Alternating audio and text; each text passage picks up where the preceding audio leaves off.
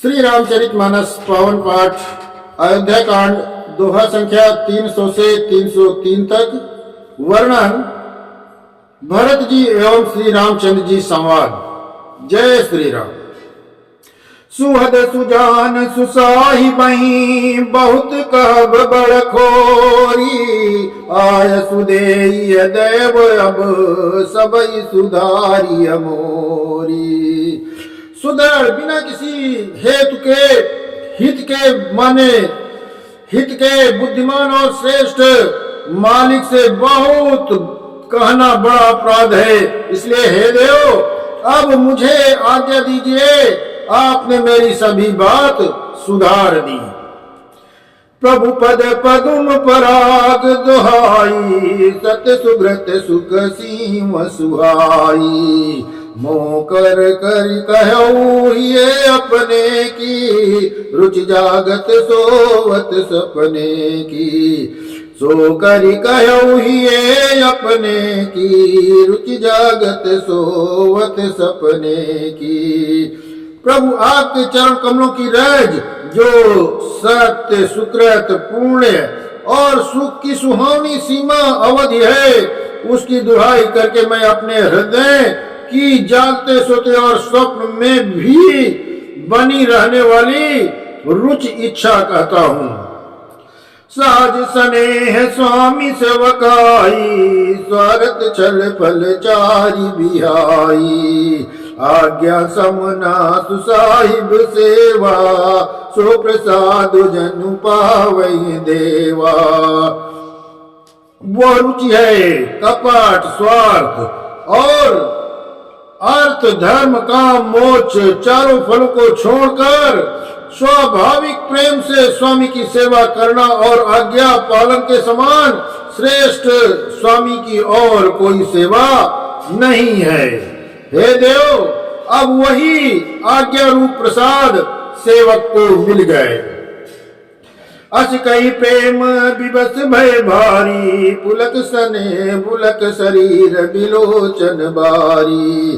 प्रभु पद कमल गहे अकुलाई समऊ स्नेह न सो कही जाई।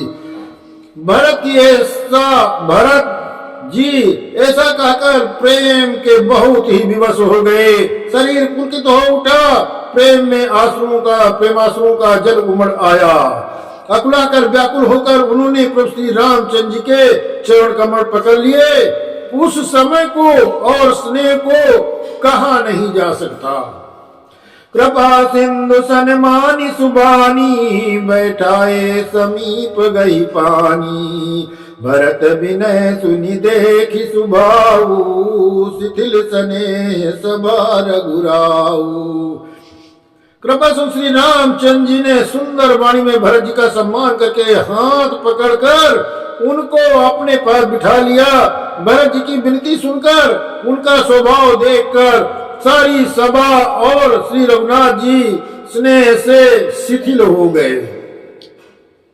रघुराहु शिथिल स्नेह साधु समाज मुनि मिथिला धनी। मन मऊ सराहत भरत भायप भगति की महिमा घनी।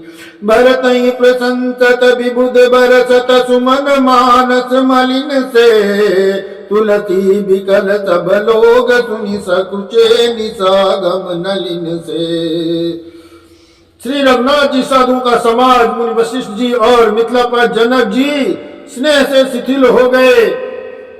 सब मन ही मन भरत के भाईपन और उनकी भक्ति की अतिशय महिमा को सराहने लगे। देवता मलिन मन से भरत जी की प्रशंसा करते हुए उन पर फूल बरसाने लगे।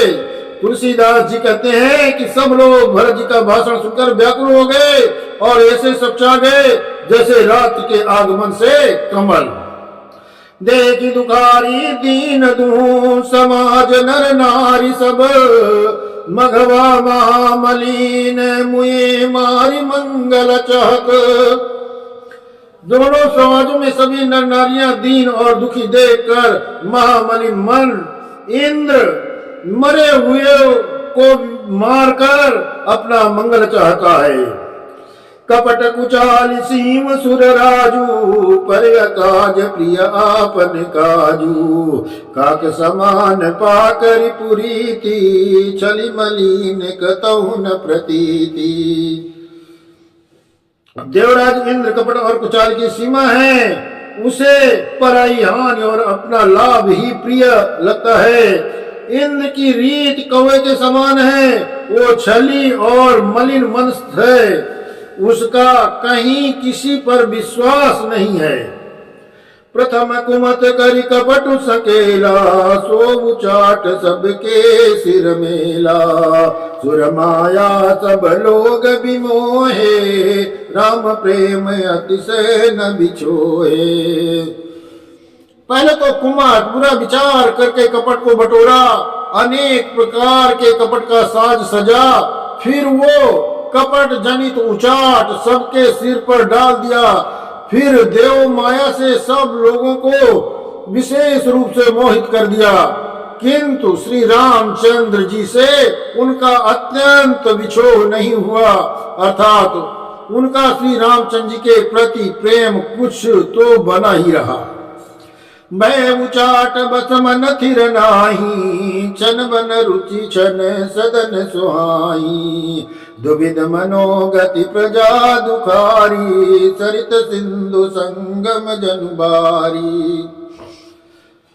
भय और उचाट के बस किसी का मन स्थिर नहीं है। क्षण में उनकी मन में रहने की इच्छा होती है और क्षण में उन्हें घर अच्छे लगते हैं।